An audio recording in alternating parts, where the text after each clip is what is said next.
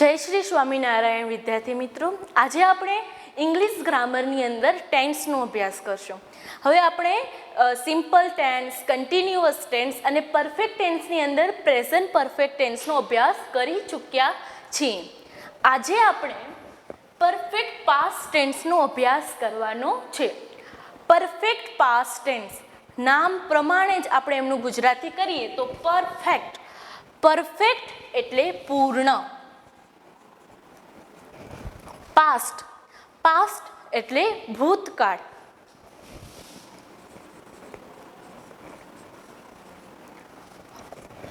Perfect past tense પૂર્ણ ભૂતકાળ. હવે આ જે પૂર્ણ ભૂતકાળ છે એમનો ઉપયોગ આપણે ક્યારે કરીએ છીએ તો જોઈએ. ભૂતકાળ અને પૂર્ણ આ બે શબ્દ ઉપરથી આપણે ખબર પડી જાય કે આપણે આમનો ઉપયોગ ક્યારે કરીએ છીએ. ભૂતકાળ એટલે વીતી ગયેલો સમય. ભૂતકાળની અંદર નિશ્ચિત સમય કોઈ ક્રિયા આપણે પૂરી કરી લીધેલી છે, આપણી જે ક્રિયા છે એ પૂર્ણ થઈ ગઈ છે તેવું દર્શાવવા માટે આપણે પૂર્ણ ભૂતકાળનો ઉપયોગ કરીએ છીએ. ભૂતકાળની અંદર ચોક્કસ સમયે, ભૂતકાળમાં ચોક્કસ સમયે કોઈ ક્રિયા પૂર્ણ થઈ ગયેલી હશે. પૂર્ણ થઈ ગઈ હતી તે દર્શાવવા માટે પૂર્ણ ભૂતકાળ પરફેક્ટ પાસ્ટ ટેન્સનો ઉપયોગ થાય છે. કોઈ નિશ્ચિત સમયમાં, કોઈ ચોક્કસ સમયમાં ભૂતકાળમાં કોઈ ક્રિયા જે છે એ પૂર્ણ થઈ ગઈ છે તેવું દર્શાવવા માટે આપણે પૂર્ણ ભૂતકાળનો ઉપયોગ કરીએ છીએ. આપણે અહીંયા સેન્ટેન્સ જોઈએ તો પહેલાં જે છે અફર્મેટિવ સેન્ટેન્સ એટલે કે હકારાત્મક વાક્ય જોઈએ. તો પહેલું સેન્ટેન્સ છે, Dineshbhai had finished his work before the manager came from તપોવન. બે સેન્ટેન્સ છે, અહીંયા ધ્યાનથી સમજો. એક સેન્ટેન્સ છે before the manager come from Tapovan અને બીજું સેન્ટેન્સ છે Dineshbhai had finished his work. Gujarati કરીએ કે મેનેજર તપોવનમાં આવ્યા. કેમ? જે છે V2 નું રૂપ. મેનેજર જે છે એ તપોવનમાં આવ્યા તે પહેલા Dineshbhai had finished his work. Dineshbhai જે છે એ પોતાનું કામ પૂર્ણ કરી લીધેલું હતું. બે સેન્ટેન્સ છે, તમને ખ્યાલ આવશે કે નિશ્ચિત સમયમાં ક્રિયા પૂર્ણ થઈ ગયેલી છે. જ્યારે પણ મેનેજર તપોવનમાં આવ્યા એમનાથી પહેલા નિશ્ચિત સમયમાં જે દિનેશભાઈ છે એ પોતાનું વર્ક, પોતાનું કામ એ પૂરું કરી લીધેલું હતું. બીજું સેન્ટેન્સ છે આઈ હેડ રીચ્ડ હોમ બિફોર ઇટ રેન્ડ. રેન્ડ એટલે વરસાદ. વરસાદ વરસ્યો તે પહેલા આઈ હેડ રીચ્ડ હોમ, હું ઘરે પહોંચી ગયો હતો. વરસાદ આવ્યો એમનાથી પહેલા હું ઘરે પહોંચી ગયો હતો. અહીંયા નિશ્ચિત સમય બતાવેલો છે કે વરસાદ વરસ્યો એમનાથી પહેલા હું ઘરે પહોંચી ગયેલો હતો. મારી ક્રિયા જે છે ઘરે પહોંચવાની એ પૂર્ણ થઈ ગયેલી હતી. અહીંયા પહેલા સેન્ટેન્સની અંદર દિનેશભાઈએ પોતાનું જે કામ છે એ પૂર્ણ કરી લીધેલું હતું. એમનો નિશ્ચિત સમય છે મેનેજર જ્યારે તપોવનની અંદર આવ્યા. એમના પછીનું સેન્ટેન્સ છે હી હેડ પ્લેડ. એ રમી ચૂક્યો છે, એણે રમવાની જે ક્રિયા છે એ પૂર્ણ થઈ ગયેલી છે. એમના પછીનું સેન્ટેન્સ છે the patient had died before the doctor came. Doctor આવ્યા એમનાથી પહેલાં જે છે એ પેશન્ટ દર્દી છે એ મૃત્યુ પામેલો હતો. અહીંયા નિશ્ચિત જે સમય બતાવે છે કે ડોક્ટર આવ્યા. હવે ડોક્ટર આવ્યા એમનાથી પહેલા ક્રિયા પૂર્ણ થઈ ગયેલી છે. કઈ ક્રિયા પૂર્ણ થઈ ગયેલી છે તો દર્દી પેશન્ટનું મૃત્યુ જે છે એ થઈ ચૂક્યું છે, એટલે અહીંયા આપણે ક્રિયા પૂર્ણ થઈ ગઈ. ક્યારે પૂર્ણ થઈ ગઈ? તો ભૂતકાળની અંદર, એટલે આપણે પરફેક્ટ પાસ્ટ ટેન્સ જે છે એ આવી જાય છે. એમના પછી last sentence, I had studied the map. Map એટલે નકશો, સ્ટડીડ એટલે અભ્યાસ કરવો. Before I went on tour. Tour એટલે પ્રવાસ, મુસાફર. હું જ્યારે પ્રવાસમાં ગયો એમનાથી પહેલાં કઈ ક્રિયા કરી લીધેલી હતી? કઈ ક્રિયા મારી પૂર્ણ થઈ ગયેલી હતી? તો I had studied the map. નકશો જે છે એમનો અભ્યાસ હું કરી લીધેલો હતો. Before I went on tour. નિશ્ચિત સમય છે કે હું પ્રવાસમાં ગયો એમનાથી પહેલાં જે નકશા હોય છે, મેપનો અભ્યાસ કરી લીધેલો હતો. અહીંયા જે અભ્યાસ કરી લીધેલો હતો મેપનો, એ ક્રિયા પૂર્ણ થઈ ગયેલી છે. આપણે 5 સેન્ટેન્સ જોયા. એ 5 સેન્ટેન્સની અંદર ક્રિયા જે છે એ ચોક્કસ સમયમાં, ક્યાં? તો ભૂતકાળમાં, વીતી ગયેલા સમયમાં ક્રિયા જે છે એ પૂર્ણ થઈ ગયેલી છે. હવે આપણે આમના નેગેટિવ સેન્ટેન્સ જોઈએ. એમનાથી પહેલાં આપણે એમ થાય કે અહીંયા 2 સેન્ટેન્સ આવે છે. પહેલું છે કે ધ મેનેજર કેમ ફ્રોમ તપોવન. અહીંયા છે દિનેશભાઈ હેડ ફિનિશ હિઝ વર્ક. તો વિદ્યાર્થી મિત્રો અહીંયા યાદ રાખજો કે જે બીજું સેન્ટેન્સ છે એ કયા ટેન્સનું છે? Simple past tense. કેમ ખબર પડી આપણે સિમ્પલ પાસ્ટ ટેન્સનું છે? તો અહીંયા કેમ જે V2 નું રૂપ છે, જ્યારે રેન એ પણ V2 નું રૂપ છે. પાછું કેમ આવે છે? જે V2 નું રૂપ છે. વેન્ટ એ પણ V2 નું રૂપ છે. એટલે પૂર્ણ જે ભૂતકાળ છે એમના માટે કહેવાય છે કે ભૂતકાળનો પણ ભૂતકાળ એટલે પૂર્ણ ભૂતકાળ. હવે આપણે આમના જે નેગેટિવ સેન્ટેન્સ છે એ નેગેટિવ સેન્ટેન્સ શીખીએ. તો નેગેટિવ સેન્ટેન્સ માટે આપણે જે રીતે પહેલાં પણ સેન્ટેન્સ પેટર્ન કરતા કે હેલ્પિંગ વર્બ પછી આપણે શું એડ કરી દેવાનું? નોટ. તો સેમ અહીંયા પણ હેલ્પિંગ વર્બ પછી આપણે નોટ એડ કરી દેશું. Negative sentence, Dineshbhai had not finished his work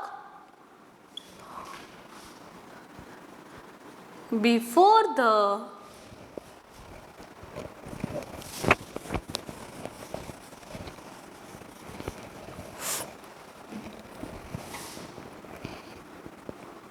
manager came from Tapovan. Manager તપોવનમાં આવ્યા તે પહેલાં દિનેશભાઈએ પોતાનું કામ જે છે એ પૂર્ણ કર્યું ન હતું.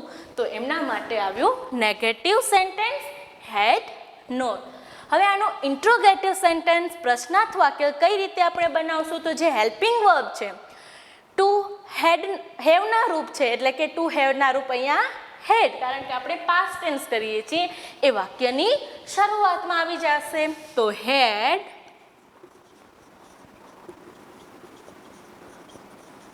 દિનેશભાઈ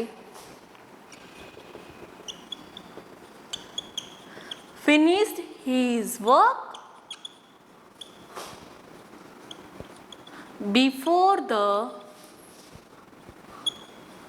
manager came from તપોવન. અને છેલ્લે આપણે પ્રશ્નાચિહ્ન જે છે એ કમ્પલસરી મૂકવું પડે. અહીંયા પ્રશ્ન પૂછે છે કે મેનેજર તપોવનની અંદર આવ્યા તે પહેલાં દિનેશભાઈએ પોતાનું કામ પૂરું કર્યું હતું? કાં તો આપણે કહીશું યસ અને કાં તો કહીશું નો. એમના પછી બીજું સેન્ટેન્સ છે આઈ હેડ રીચ્ડ હોમ બિફોર ઇટ રેન. વરસાદ વરસ્યો તે પહેલાં હું ઘરે પહોંચી ગયેલો હતો. હવે આપણે અહીંયા એમ કેવું છે કે વરસાદ વરસ્યો તે પહેલાં હું ઘરે પહોંચ્યો ન હતો. તો કઈ રીતે કરવાનું? તો negative sentence I had not reached home before it rained. એમના પછી ઇન્ટ્રોગેટિવ સેન્ટેન્સ કે વરસાદ વરસ્યો તે પહેલાં હું ઘરે પહોંચી ગયેલો હતો, કાં તો કહેશું યસ, કાં તો કહેશું નો. Had I reached home before it rained? અને છેલ્લે આપણે ક્વેશ્ચન માર્ક જે છે એ મૂકવાનું છે. આ થયું આપણું ઇન્ટ્રોગેટિવ સેન્ટેન્સ. હવે થર્ડ જે સેન્ટેન્સ છે હી હેડ પ્લેડ, એમનું આપણે નેગેટિવ સેન્ટેન્સ કરીએ કે અમે રમ્યા નહોતા, તે રમ્યો નહોતો, તો કઈ રીતે કરવાનું negative sentence? He had not played. હવે આપણે ઇન્ટ્રોગેટિવ સેન્ટેન્સ કરવું છે, પ્રશ્નાર્થ વાક્ય કરવું છે, તો હેડ જે છે એ વાક્યની શરૂઆતમાં આવી જશે. હેડ હી પ્લેડ, તે રમી લીધેલું હતું, કાં તો કહેશું યસ, કાં તો કહેશું નો. એમના પછીનું sentence the patient had died before the doctor કેમ.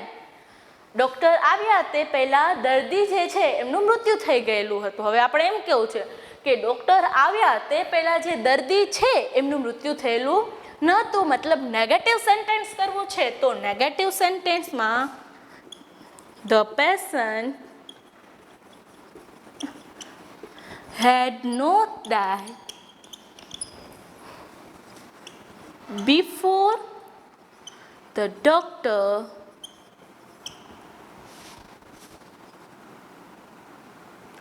કેમ. હવે ઇન્ટ્રોગેટિવ સેન્ટેન્સ પ્રશ્નાર્થ વાક્ય તો કઈ રીતે થશે?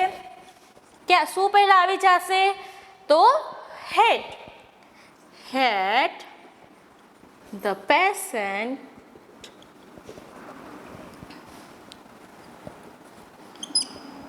died before the doctor કેમ. અને છેલ્લે આપણે ક્વેશ્ચન માર્ક જે છે એ ક્વેશ્ચન માર્ક મૂકવાનું રહેશે. હવે last sentence I had studied the map before I went on tour. Negative sentence કઈ રીતે બનશે? તો I had not study the map before I went on tour. કે મુસાફરીમાં ગયો એ પહેલાં હું જે નકશો છે એમનો અભ્યાસ કરેલો નહોતો. હવે આપણે ક્વેશ્ચન પૂછવાનો છે, તો કઈ રીતે કરશું? હેડ જે છે એ વાક્યની આગળ આવી જશે. Had I studied the map before I went on tour. અને છેલ્લે જે છે એ આપણે ક્વેશ્ચન માર્ક મૂકવાનું રહેશે. અહીંયા આપણે સેન્ટેન્સ જોયા હકાર, નકાર અને પ્રશ્ન. હવે આપણે એમની જે વાક્ય રચના છે એ જોઈ લઈએ. તો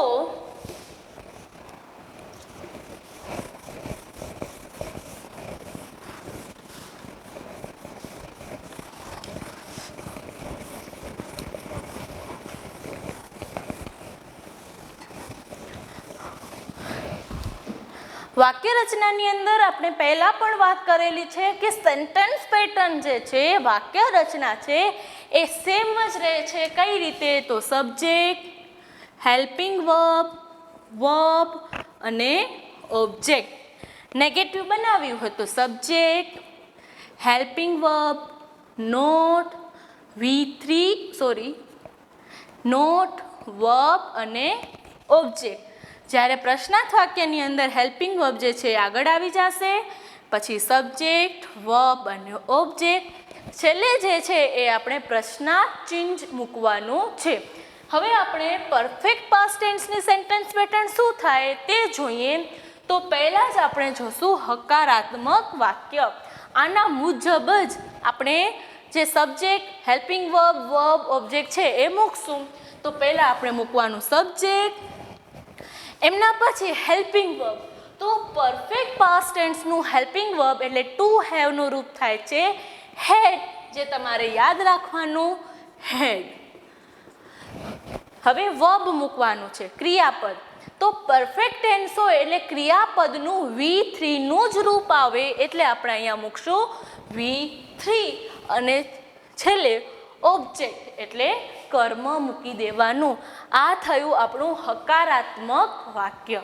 હવે નકારાત્મક વાક્ય કઈ રીતે બનાવવાનું છે તો આ પ્રમાણે આપણે જોઈએ. સબ્જેક્ટ, હેલ્પિંગ વર્બની અંદર પરફેક્ટ પાસ્ટ ટેન્સનું હેલ્પિંગ વર્બ છે હેડ, નેગેટિવ સેન્ટેન્સ માટે નોટ, V3 પ્લસ ઓબ્જેક્ટ. આ થયું આપણું નેગેટિવ સેન્ટેન્સ. હવે ઇન્ટ્રોગેટિવ સેન્ટેન્સ પ્રશ્નાર્થ વાક્ય કઈ રીતે બનાવશું તો પહેલા જે છે એ હેલ્પિંગ વર્બ આવી જશે. હેલ્પિંગ વર્બ છે હેડ, પછી મૂકવાનું સબ્જેક્ટ, V3 અને ઓબ્જેક્ટ. છેલ્લે જે છે એ આપણે ક્વેશ્ચન માર્ક મૂકવું પડે.